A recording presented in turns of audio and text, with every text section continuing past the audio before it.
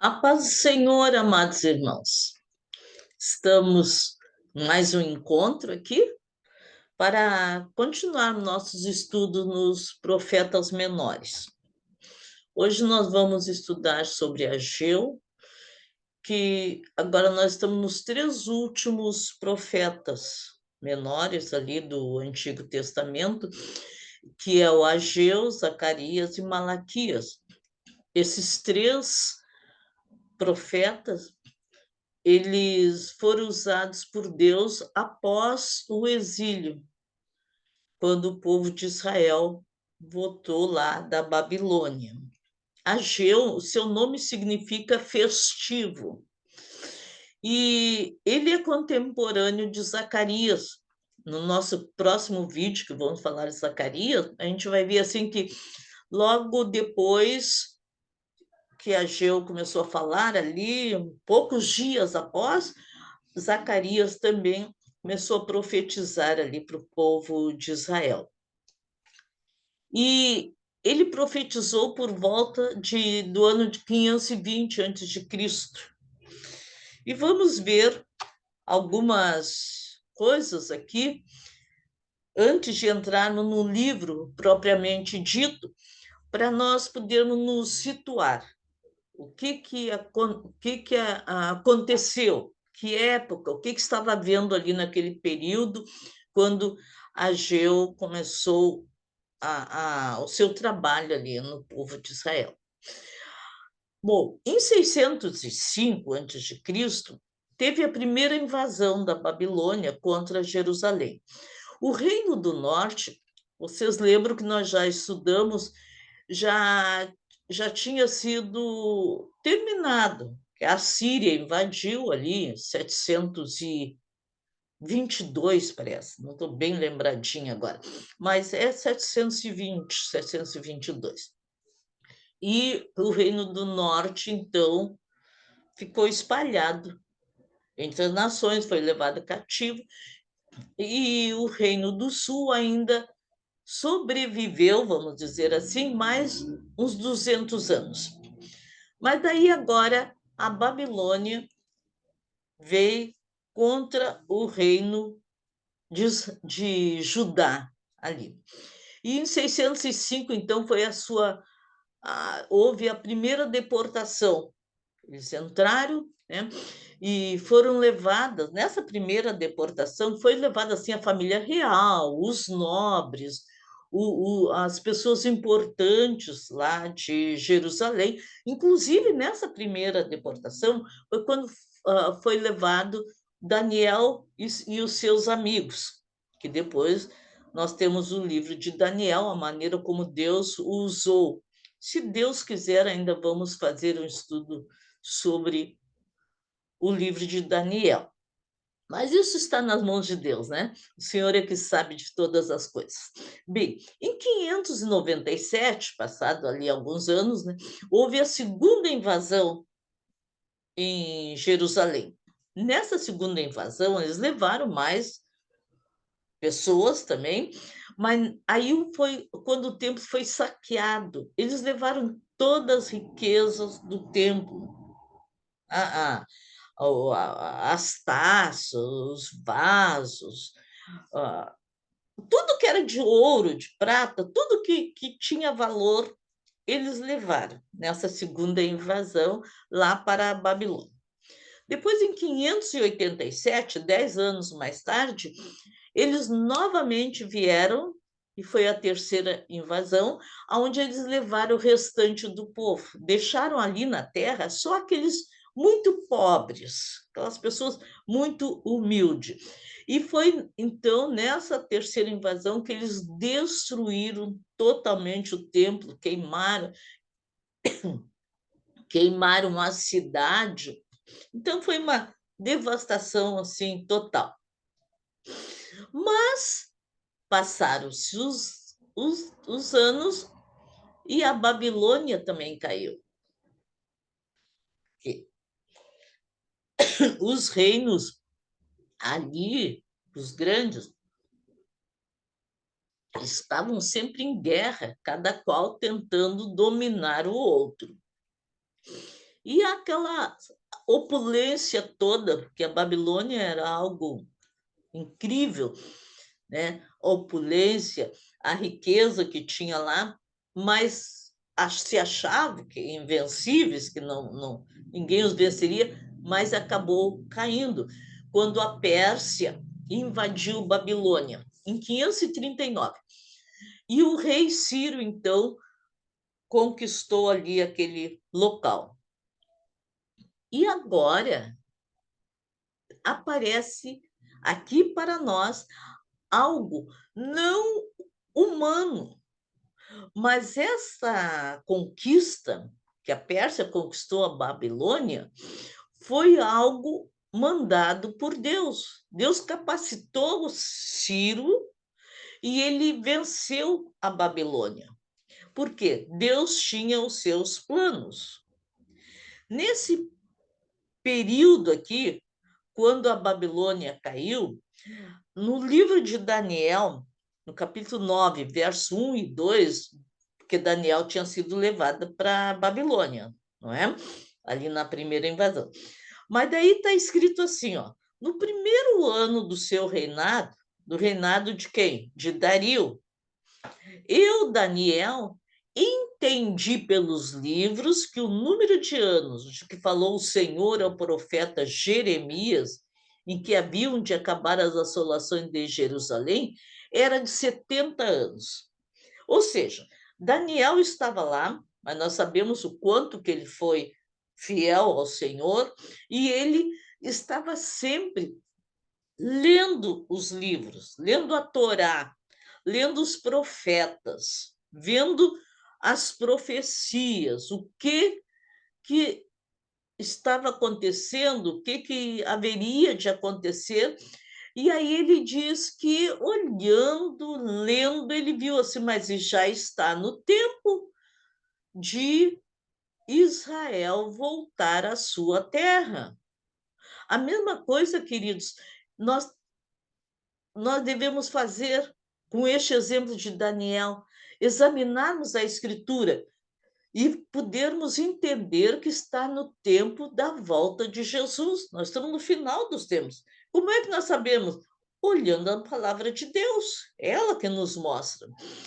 Então, no primeiro ano do reinado de Dario, filho de Assuero, rei dos caldeus, então Daniel entendeu que estava já passado aqueles 70 anos. E Deus usou este rei e ele fez um decreto, ele assinou um decreto liberando a todo o judeu que quisesse voltar para sua terra, que ele estava livre, ele poderia ir, voltar para Jerusalém. Isso no ano 539 antes de Cristo. Está escrito lá em Esdras, no capítulo 1, versículo 1. Nós vamos ver uma coisa, irmão, que o livro de Esdras e de Neemias, apesar de estar tão longe na Bíblia, na colocação dos livros da Bíblia, longe do livro de Ageu, mas eles são contemporâneos. Ageu, ele profetizou ali, naquele período onde está escrito toda a história de Israel em Esdras e Neemias.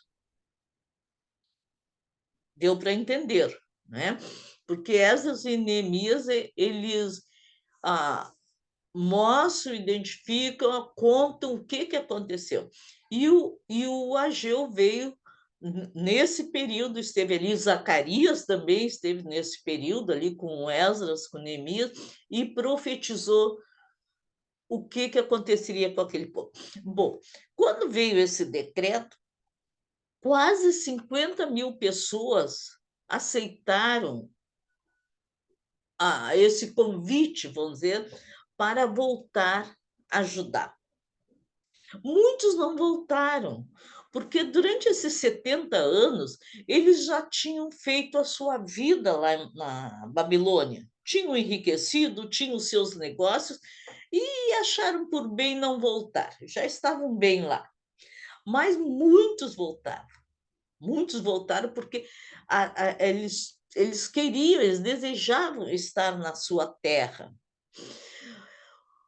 Outra coisa assim importantíssima que aconteceu durante o cativeiro, esses 70 anos que eles estiveram na Babilônia, é que eles foram curados totalmente da idolatria.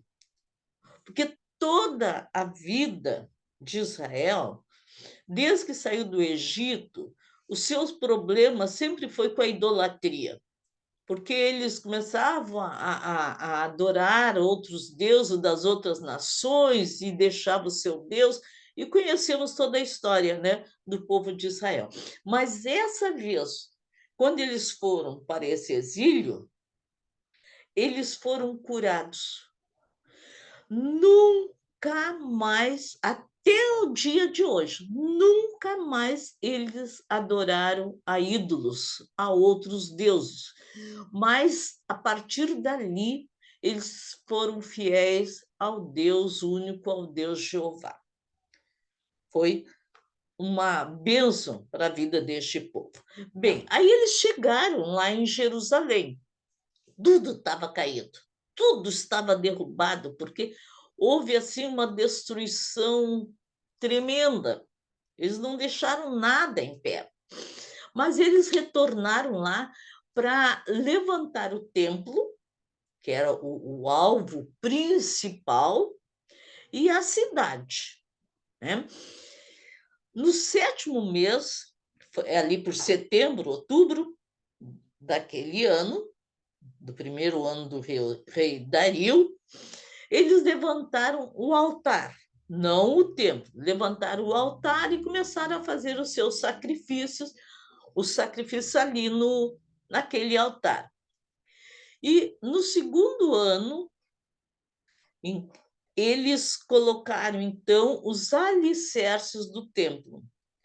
Mas daí iniciou um grande problema, que os seus vizinhos, os povos vizinhos, começaram a persegui-los, não os deixando trabalhar para levantar o templo.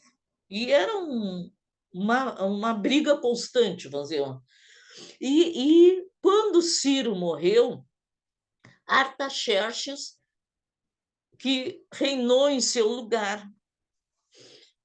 E o que eles fizeram, aqueles seus inimigos? Eles enviaram cartas para Artaxerxes, fazendo queixa do povo de Israel e dizendo ao rei que, se eles continuassem com aquela obra, eles iriam se revoltar contra a Pérsia. Então, o que o rei fez? Proibiu a construção, embargou, não pode mais continuar construindo o templo. E ali parou. Também está lá em Esdras, capítulo 4, versículo 23, que nos fala sobre esse episódio. Então, a obra ficou parada por mais de 15 anos. Veja só, mais de 15 anos pararam. Aí, o que eles começaram a fazer? Eles começaram a fazer as suas casas. Dario, aí veio, depois da morte de Artaxerxes, porque ali tinha parado, né? Veio Dario, em 522. Quando ele assumiu agora o reino da Pérsia, depois desses 15 anos, ele voltou a autorizar a construção do templo. Veja que bênção, não é? Como Deus faz as coisas. E agora eles começaram a reconstruir o templo. E é nesta situação, é neste momento que surge Ageu. Ageu nasceu lá na Babilônia. Mas ele veio com essa primeira deportação, mas ele não conhecia aquele templo antigo, mas Deus o chamou para profetizar para aqueles homens que ali estavam, porque eles estavam apenas preocupados, como eu falei, em construir as suas casas. E eles diziam: não, não, não é tempo ainda de construir o templo de Deus. Não, não é tempo. Vamos arrumando as nossas coisas. No tempo certo, as coisas acontecem. Eles estavam ali sossegados. Então, eu coloquei assim: ó, a indiferença, a mornidão e o comodismo espiritual eram os problemas enfrentados naquele período. E Deus agora usa Ageu para falar ao povo. Agora vamos então, já tivemos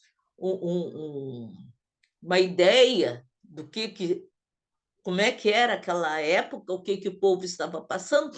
Vamos agora entrar direto no livro de Ageu, capítulo 1, versículo 1. No segundo ano do rei Dario, no sexto mês, no primeiro dia do mês, que para nós, no nosso calendário, seria 29 de agosto de 520 a.C., veio a palavra do Senhor por intermédio do profeta Ageu, veio a Zorobabel, que era filho de Salatiel, que era o governador de Judá, e a Josué, filho de Jodaque, o sumo sacerdote. É claro que com aqueles 50 mil pessoas, homens, mulheres, crianças, idosos, né, que vieram, tinha que vir um governador, não podia estar um povo solto. Aí veio o Zorobabel como governador.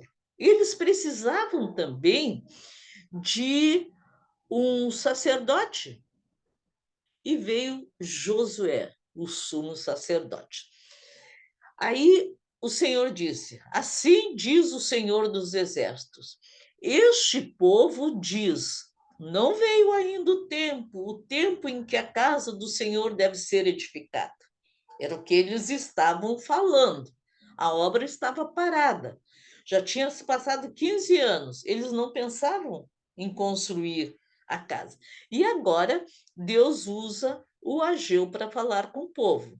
Aí ele continua na sua fala, Deus falando: acaso é tempo de vocês habitarem em casas luxuosas, estocadas, como diz em algumas versões também, enquanto este templo permanece em ruínas? O que Ageu está chamando a atenção deles é sobre quais são as prioridades na vida de vocês. Porque todos nós, irmão, nós temos escolhas na nossa vida. Temos coisas que são prioritárias, que nós colocamos em primeiro lugar, e outras coisas que nós deixamos para depois.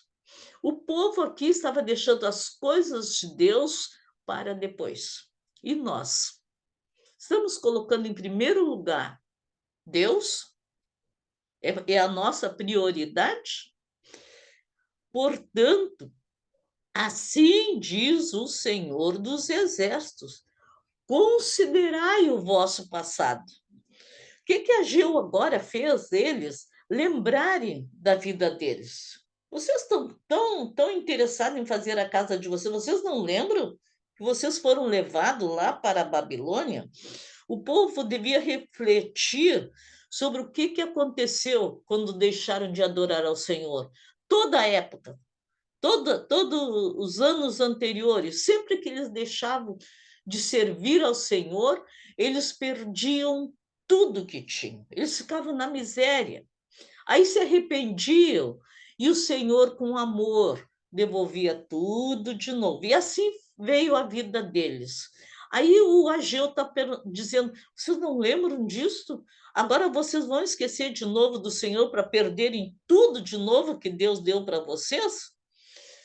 Deviam analisar como viviam agora, depois que tinham voltado do exílio. A mesma coisa é para nós, irmãos. Vamos ver quais são as prioridades da nossa vida. Aí, aqui, na continuação, né, na palavra do Senhor, está explicando o que estava acontecendo, o que acontecia. tendes semeado muito e colhido pouco. Comeis, mas nem chegais a fartar-vos. Bebeis, mas não saciai-vos. Vestivos, mas ninguém se aquece. E o que recebe salário, recebe-o para pô-lo num saco furado. Os israelitas estavam pensando apenas em suas casas e esqueceram do chamado de Deus, que era para reconstruir o templo. Então, nada que fizesse traria retorno para eles.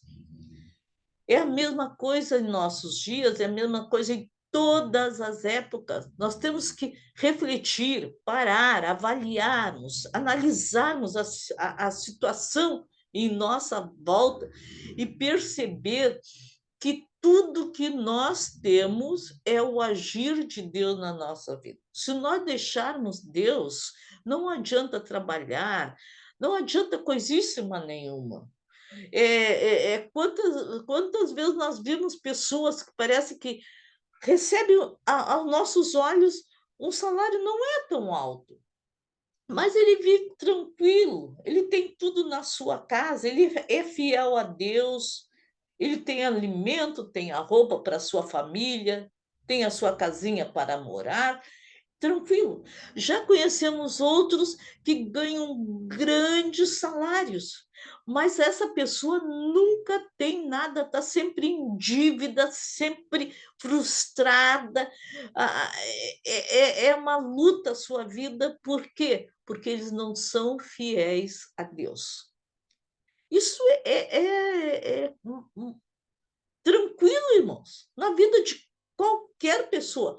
Aquele que é fiel ao Senhor, ele é abençoado. No pouco, Deus transforma em muito. E aquele que não é abençoado, é como diz, põe o seu salário num saco furado. Quando vê, não tem mais nada. E o que Deus queria? Ele queria que a sua casa fosse edificada. E no versículo 8 do primeiro capítulo, Ageu tem só 2 capítulos, irmãos. Ele é bem pequenininho, então é fácil vocês pegarem ali, dar uma sentadinha e já ler o livro, até bom para entenderem bem o que nós estamos colocando aqui. E agora Deus fala até para eles como é que eles devem fazer, mostrando-se até é fácil para vocês. Subam até o monte, tragam madeira. Tinha muitas árvores, né? Tragam as madeiras e edificai a casa. Dela eu me alegrarei e serei glorificado, diz o Senhor. O Senhor não estava pedindo muito, era só edificar a minha casa, para que o povo possa adorar. Hoje, irmãos, nossos dias, depois que Jesus veio e deu a sua vida por nós sabemos que nós somos o templo do Espírito Santo. O Espírito Santo habita em nós e nós estamos ou em casa, ou na rua, ou no trabalho, em qualquer lugar, nós estamos adorando a Deus. Precisamos também de um local para nos reunirmos com os irmãos, para ouvirmos a palavra, porque a palavra de Deus diz que a fé vem pelo ouvir, e o ouvir da palavra de Deus. Mas eles tinham necessidade daquele templo, para que o povo fosse adorar a Deus, para que os sacerdotes os ensinassem a palavra. Que se ninguém ensinasse, eles cairiam novamente. E era isso que Deus estava pedindo. O povo devia construir o templo. E Deus, né? Ele se alegra quando há verdadeira adoração na sua casa. Aí eu botei aqui um títulozinho assim, ó, que decepção, porque o Senhor continua mostrando ali por intermédio de Ageu o que está acontecendo com eles. Aí eles diz assim, no versículo 9: esperastes muito, e eis que veio a ser pouco. E esse pouco, quando o trouxestes para casa, eu com um assopro dissipei, não tinha mais nada. Aí o Senhor mesmo pergunta, por quê? Pergunta o Senhor. E o Senhor mesmo responde, porque o meu templo continua em ruínas. Vocês não estão entendendo o que devem de fazer. Porque se fizerem o templo, o restante tudo Deus vai dar, né? Ao passo que cada um de vós corre por causa de sua própria casa. Cada um só estava preocupado em fazer a sua casa. E o templo do Senhor? Como é que nós estamos agindo, irmãos? Estamos colocando em primeiro lugar a causa do Senhor, a obra do Senhor, o amor ao Senhor, a dependência, a obediência a Ele? Tudo demais vai ser dado, né? Eles ignoravam a parte mais importante de suas vidas, que era a espiritual. Lá em Mateus 6,33 está escrito: buscai primeiro o reino de Deus e a sua justiça, e todas essas coisas vos serão acrescentadas. Algumas outras versões, e as demais coisas vos serão acrescentadas. E aí, nos versículos 10 e 11, mostra uma grande crise econômica.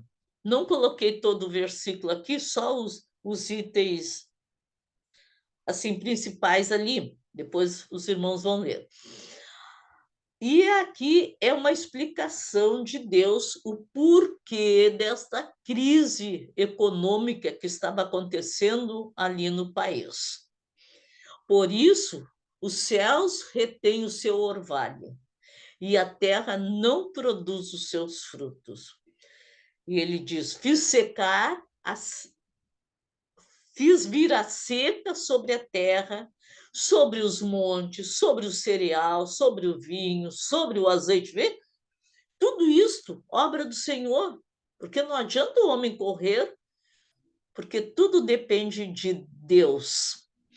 Fiz também vir a seca sobre a terra que produz, sobre os homens, sobre os animais, sobre todo o trabalho das mãos. Versículo 10 e 11, então, explica todo o versículo ali. Então, a economia do país estava passando por um período assim terrível, deplorável, uma crise econômica. Mas por quê? Como o Senhor mesmo disse, porque vocês esqueceram de fazer a minha casa e só estão pensando em fazer a casa de vocês. Por mais que trabalhassem, nada era suficiente, porque tinham perdido a bênção de Deus. Deus o livre, irmãos, perdermos a bênção de Deus. Sem a bênção de Deus, nós não somos nada. Tudo isso era o resultado da ingratidão do povo, que estava recebendo o devido castigo pela sua desobediência, por pensar apenas em si. Mas vem aquela palavra gloriosa, como eu digo, o Senhor, ele dá uma reprimenda e depois ele dá um consolo. Então Ageu, enviado do Senhor, falou ao povo segundo a mensagem do Senhor, dizendo: eu sou convosco, diz o Senhor. Mesmo com toda aquela calamidade, com tudo que estava acontecendo, o Senhor estava dizendo: mas não esqueçam, eu sou com vocês, eu estou com vocês, eu vou ajudar vocês. Lá em Mateus 28, 20, eis que eu estou convosco todos os dias, até o final do mundo, outra versão até o fim do mundo, outras versões até a consumação do mundo. O importante é saber que o Senhor está conosco. E sem Ele, nós nada somos. Aí eles tomaram atenção e atenderam agora aquelas palavras de Ageu e foram ao trabalho. Felizmente eles foram, irmão, porque senão eles teriam perdido tudo novamente, assim como várias vezes havia acontecido. Então eles começaram a trabalhar. E o Senhor despertou o espírito de Zorobabel, o versículo ali continua, o espírito de Josué também continua mais uma coisa, e o espírito de todo o povo também continua mais alguma coisa. E eles vieram e começaram a trabalhar no templo do Senhor.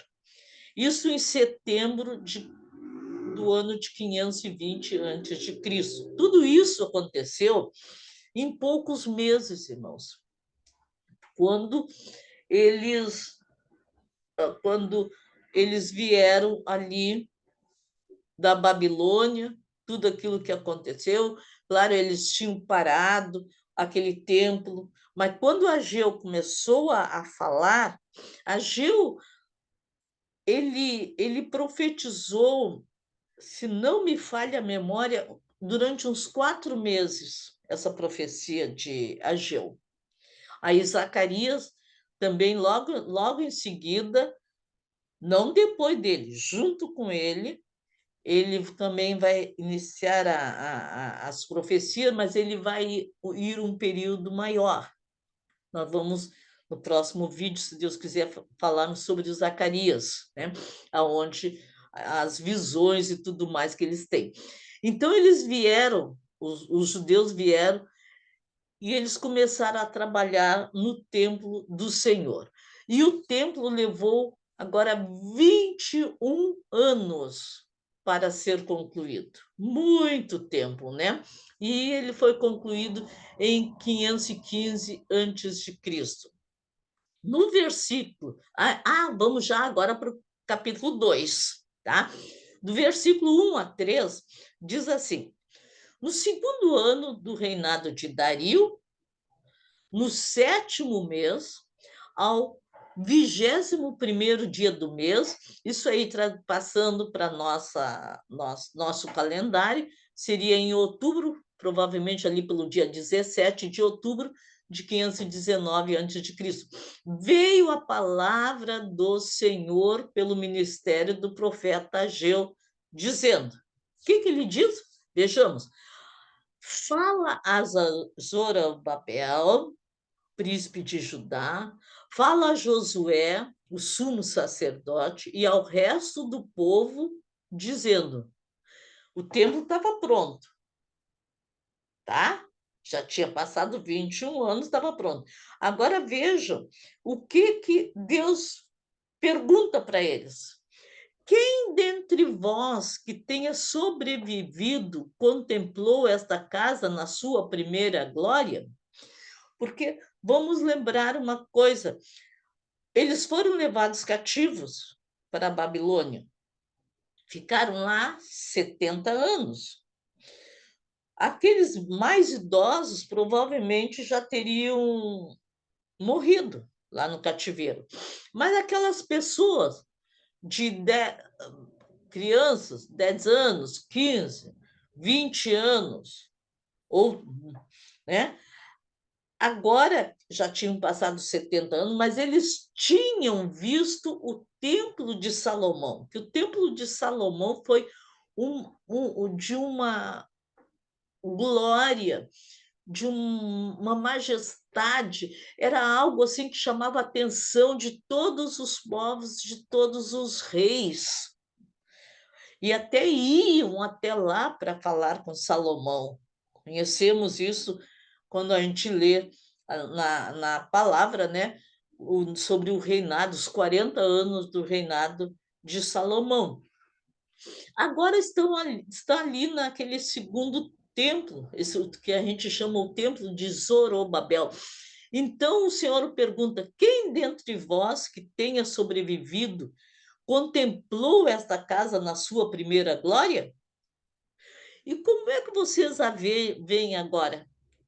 Não é esta casa agora como nada aos vossos olhos? E era, irmãos, era.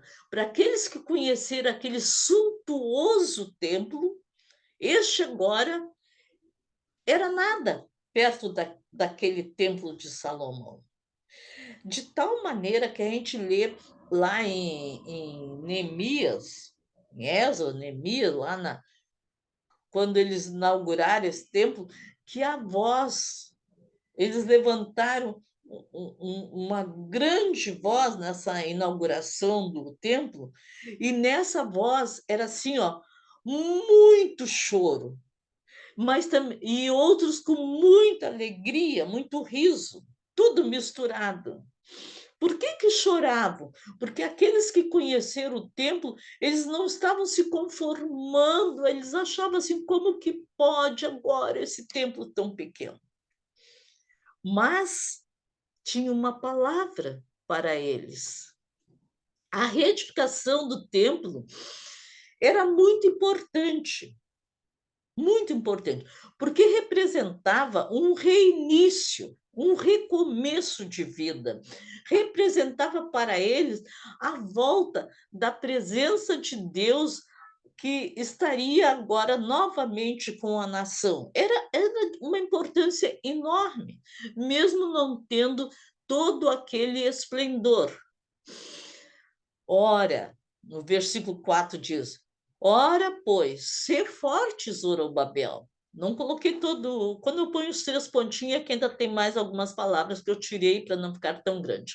Ora, pois, ser forte, Zorobabel, e ser forte, Josué, e todo o povo da terra sejam fortes, diz o Senhor, e trabalhai, porque eu sou convosco, diz o Senhor dos Exércitos, segundo a aliança que fiz convosco quando saíste do Egito, e o meu espírito habitava no meio de vós.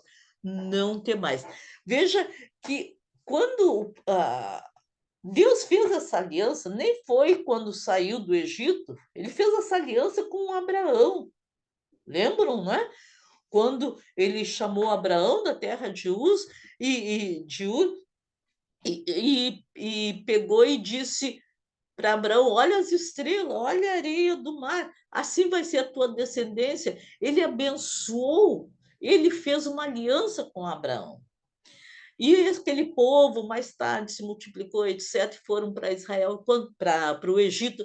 Quando saíram do Egito, Deus fez aquela aliança. E aqui ele está novamente lembrando dessa aliança. Ou seja, as promessas de Deus jamais são quebradas. Assim como ele tinha prometido para eles, mesmo com tudo que aconteceu, ele estava com aquele povo, eles estavam e Deus dizia: não tenham medo, não temam, porque eu estou convosco. Quando Deus está conosco, não tenho que temer. Aí o Senhor muda agora, usando o Ageu, com uma profecia que provavelmente aqueles que estavam ali não entenderam. E não era mesmo para entender, porque era lá para o final dos tempos. É para nós, agora, no final dos nossos tempos. Assim como Daniel, quando nós estudarmos o livro de Daniel, a gente vai ver que lá no capítulo 12, Daniel colocou todas aquelas profecias. E no capítulo 12, ele disse: Senhor, eu não estou entendendo nada. E o Senhor disse: tranquiliza, fica tranquilo, porque essa palavra não é para o teu tempo. Sela o livro, fecha o livro, não é para o teu tempo. E aqui também, era lá para o tempo final. E no versículo 6 e 7, olha a palavra do Senhor. Assim diz o Senhor dos Exércitos: ainda uma vez, dentro em pouco, farei abalar o céu, a terra, o mar e a terra seca. Isso não foi para eles, porque lá não aconteceu.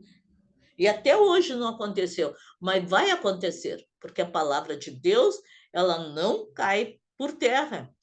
E farei tremer todas as nações e encherei de glória esta casa, diz o Senhor dos Exércitos. Eles não entenderam o que era isso, como que ele encheria de glória aquela casa, uma casa que era bem mais simples. Aqui está falando sobre o grande dia do Senhor, onde o Senhor abalará o céu e a terra e as nações. E já vamos falar sobre a casa novamente, a glória do Senhor ali. Mas no versículo seguinte, o Senhor fala: minha é a prata, meu é o ouro, diz o Senhor dos Exércitos. Talvez ele estivesse pensando: nós não tivemos tantas condições como Salomão teve. Realmente, Salomão, ele foi brindado, porque com uma riqueza assim incrível, inexplicável. E agora eles não tinham toda essa riqueza. Mas o Senhor disse: não se preocupem, porque meu é o ouro e é a prata.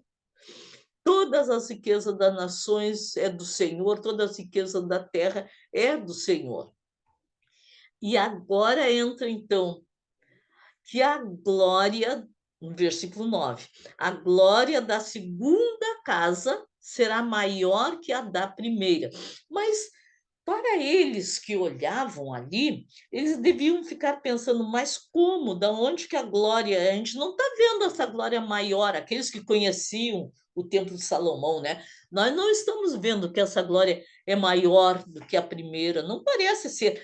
Mas aqui não estava falando dessa glória terrestre, estava falando daquela glória extraordinária que aconteceria, porque naquele templo o Messias iria colocar os seus pés. Mas como o Messias não veio? Não, não veio naquele tempo. Veio muito depois, 400 anos depois, 500 anos depois, não sei. Mas esse templo, mais tarde, na época de Herodes, Herodes reformou. Ele não fez um novo templo.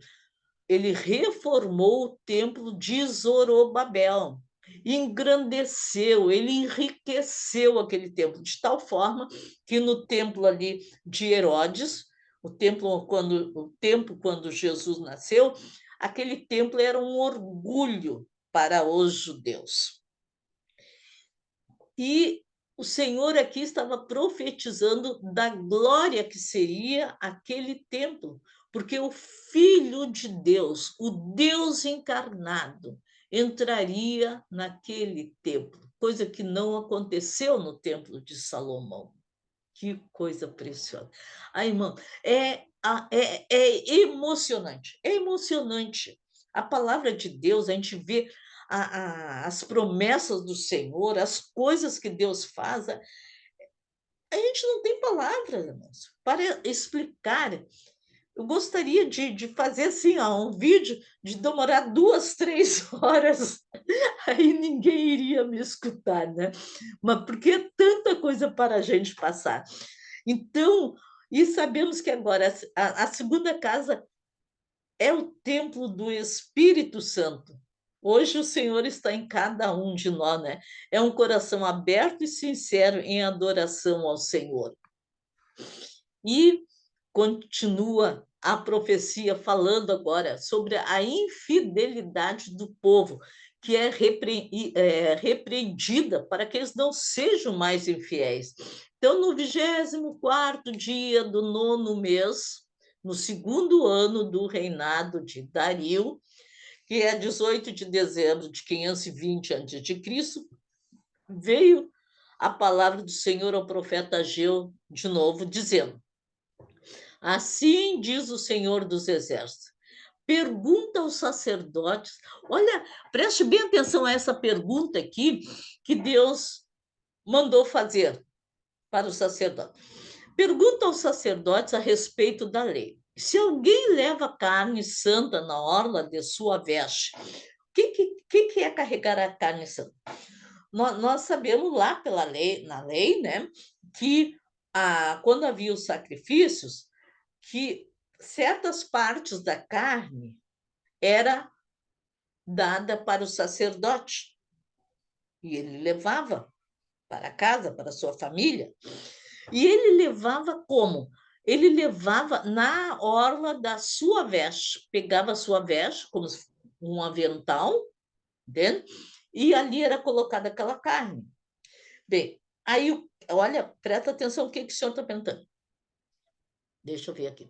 Se alguém leva carne santa na orla de sua veste, e ela vier a tocar essa carne que está enrolada, assim, no avental, esse avental, se ela vier a tocar no pão, ou no cozinhado, ou no vinho, ou no azeite, ou em qualquer outro mantimento, esses produtos ficará santificado?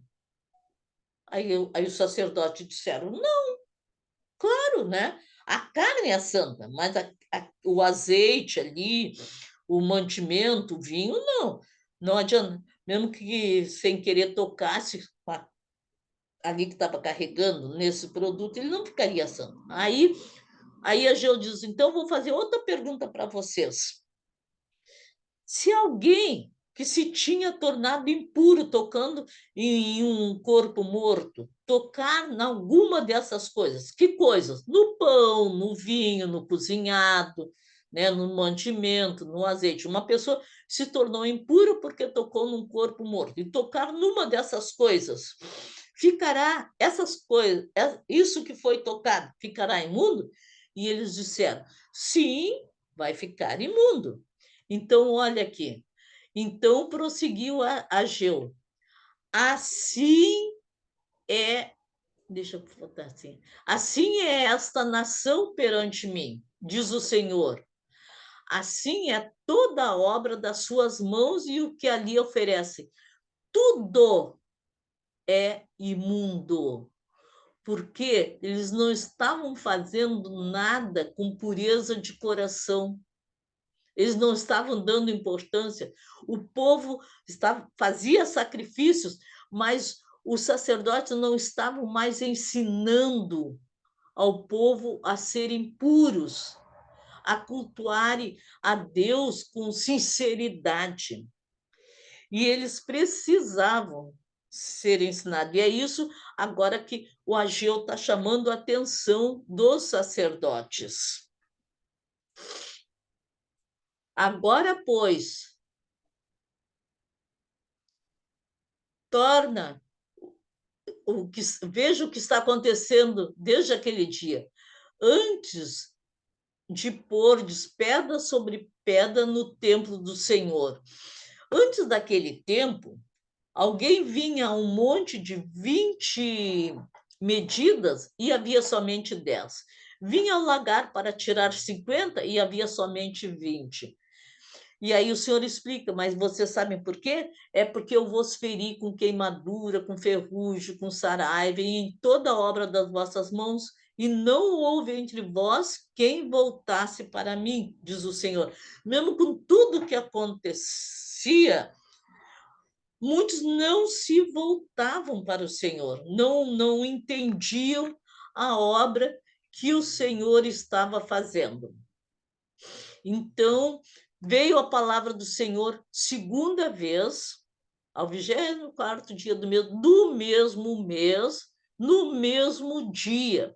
Eu imagino, irmão, que o Ageu, o profeta Ageu, falou lá ali com os sacerdotes, etc., aquela palavra, talvez fosse pela manhã, não sei, mas mais tarde veio a palavra do Senhor de novo a ele. E agora a palavra era para Zorobabel. E vejamos, fala Zorobabel, governador de Judá.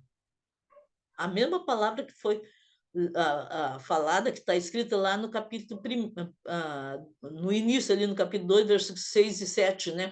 Quando diz, farei abalar o céu e a terra, derrubarei o trono dos reinos. Aqui ele está falando diretamente com Zorobabel, com o governador, né? E destruirei o carro e os que andam nele, os cavalos morrerão e seus cavaleiros matarão uns aos outros. Ele falou para o governador, mas não era uma profecia ali para o tempo de Zorobabel. Era uma profecia para o futuro, muito longínquo deles, para o nosso futuro ainda. É uma profecia para o futuro, pois falava de eventos que não ocorreram nos dias de Zorobabel. E agora nós estamos terminando no último versículo, quando fala sobre o anel de selar.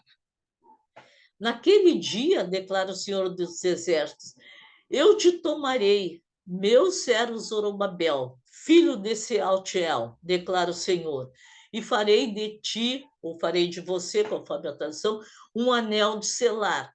porque o tenho escolhido, declara o Senhor dos Exércitos. Primeiro inicia ali, ó, naquele dia. Naquele dia, que dia? Os eventos preditos aqui não era para se cumprirem ali no tempo de Zorobabel, mas naqueles dias, longe, muito longe de Zorobabel, que teria cumprimento essa profecia final. E ali, quando fala, quando Zorobabel, meu servo Zorobabel, meu servo, era um